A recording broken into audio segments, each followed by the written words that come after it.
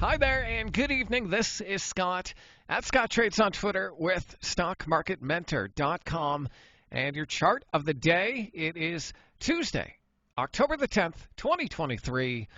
Let's get into PLTR, Palantir, popping on geopolitical news yesterday and finally getting above a resistance level that I was watching since, you can see back here, August, September, just recently. And so now we have a breakout of this nice long base of consolidation. And today, a bit of a sell-off as the stock is now extended above that 8-day exponential period moving average, almost about 8%. So what do you do with it now?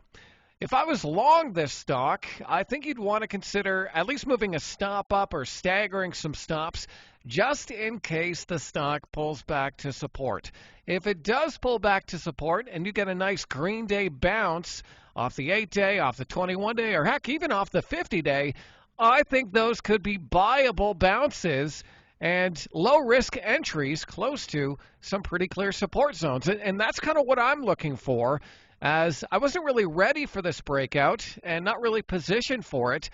And I see this stock, I understand the thesis, and I kind of think I missed the move, but I also know, especially in this market, stocks that get extended above their moving averages tend to fall back to support.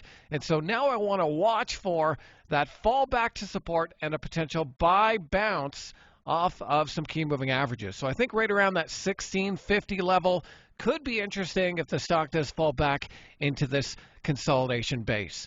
I want to point out that level in case you're like me and missed this trade. So I hope that video is helpful. Give me a follow on Twitter if you don't already, and you should definitely check out what we're up to over at StockMarketMentor.com. Click that link, take a trial, and hopefully I'll see you on the other side.